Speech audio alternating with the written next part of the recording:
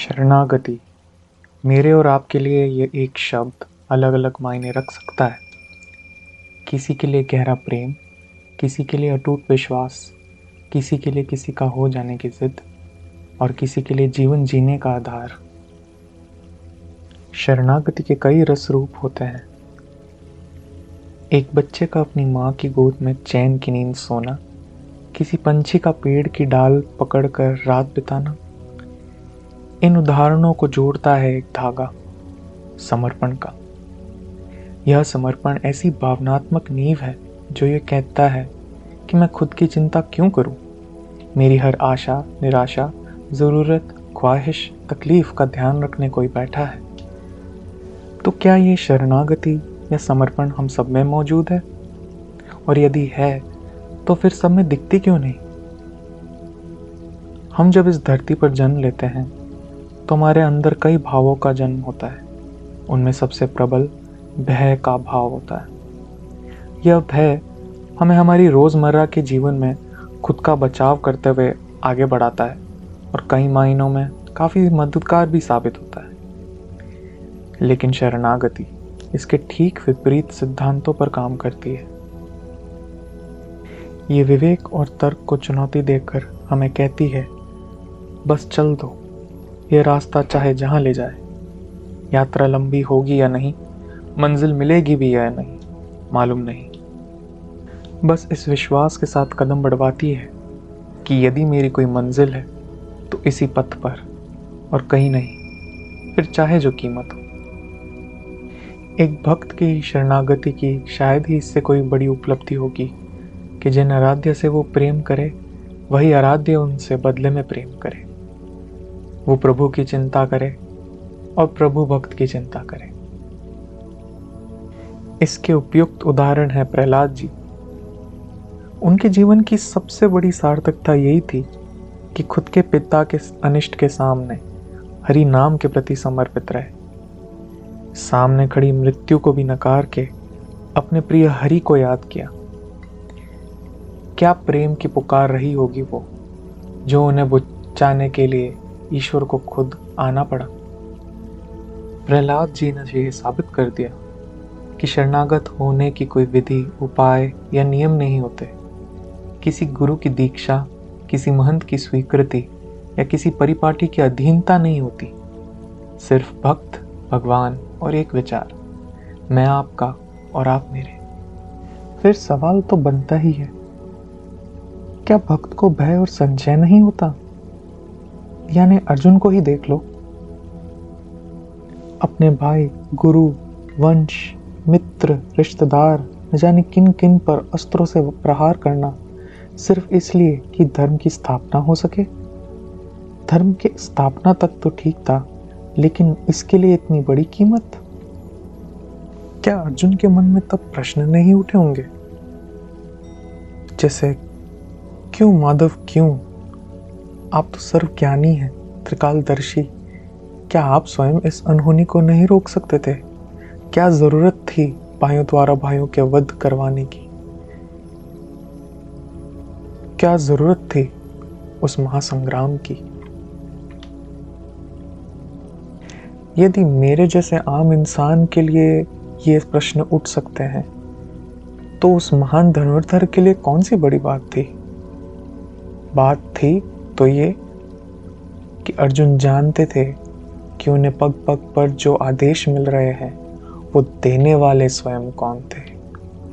ऐसा वर्णन आता है कि महाभारत के युद्ध से पूर्व जब अर्जुन ने श्री कृष्ण को चुना था, तो शायद उसके चुनाव में ही इतना समर्पण रहा होगा कि उस एक क्षण में युद्ध का परिणाम तय हो गया। खैर, इन महापुरुषों की चर्चाएं जितनी की जाए उतनी कम है।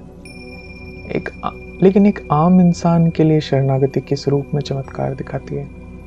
मैं अपने अनुभव से कहूँ तो मैं मानता हूँ कि मुझ में कई विकार है। मेरा ईश्वर जानता है कि मैंने कितनी बार उनको अनसुना किया होगा। उनकी जगह मैं होता तो कब का अपने से विमुख कर देता। मैं अपनी आदत से मजबूर, लेकिन वो अपनी कृपा से मशहूर। मैंने कभी सच्चे शरणागत की भूमिका नहीं निभाई होगी, लेकिन हाँ, मैंने एक माँ के अंतर्मन से अपने पति और बच्चे के लिए ईश्वर को पुकार जरूर सुनी है।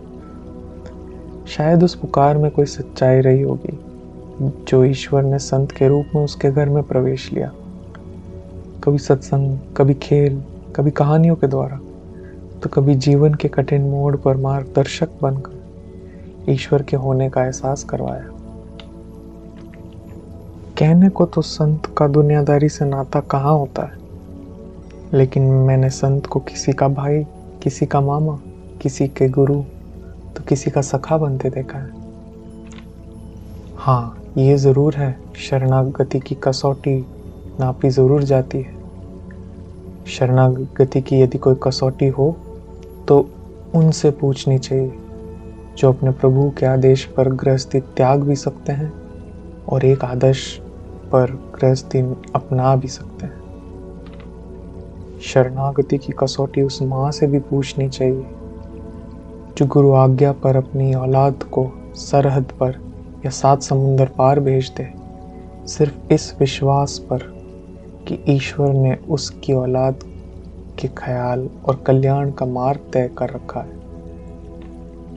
शरणागत होने का यदि कोई मापदंड होता तो आज शायद कितने भक्त दैवीय कृपा और करुणा से वंचित रह जाते हैं।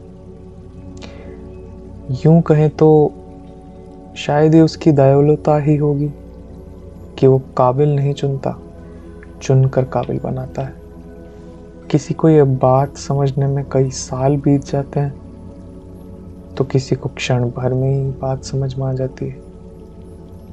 अपने अपने संस्कार, अपनी अपनी मान्यताएं, अपने ऊपर कृपा, जैसी प्रभु की इच्छा। हालांकि यह बात तो मैं मानता हूँ कि शरणागत भक्तों की जीवन शैली की एक अनोखी बात यह है कि इन लोगों का ईश्वर से एक निर्भीक, बेबाक और यूं कहें तो दृढ़ता भरा नाता होता है। मतलब यदि मुझे इसका चित्रण करना हो तो ये ईश्वर को अपने पालनहार के रूप में इस प्रकार देखते हैं, जैसे शेर के मुंह में हाथ डालता हुआ माँ की गोद में बैठा बच्चा। अब इस चित्रण को मैं शरणागति का सार बता दूं तो शायद ही किसी को कोई आपत्ति हो। खैर, दुनिया का तो दस्तूर ही है ये। इस दुनिया में हमने जन्म लिया है, कुछ संस्कार हम लेकर आए हैं, कुछ संस्कार हम बनाएंगे, कुछ कर्म हम करेंगे, कुछ हंसेंगे, कुछ रोएंगे, कुछ रिश्ते बनाएंगे, बिगाड़ेंगे भी, और फिर शायद एक दिन ये सब छोड़कर विदा हो लेंगे। यह नियम ना तो मेरे लिए बदलता है और ना आपके लिए बदलेगा। और सही बताऊं तो इस जीवन को जीने का कोई इंस्ट्रक्शन मैनुअल तो साथ में आया नहीं है, और शरणागति से बेहतर विकल्प मुझे नजर आया नहीं है। खैर, ये तो मेरा नजरिया है, सोचा आपसे बांटता चलूं। अंत में अगर मैं अपनी बात समेटूं तो जाते जाते आपसे कुछ पंक्तियां बयां करना चाहूँगा। वो ये कि वो अता करे तो शुक्र उसका, न दे तो मलाल नहीं। मेरे रब के फैसले कमाल के हैं, उन फैसलों पे सवाल नहीं। राधे राधे।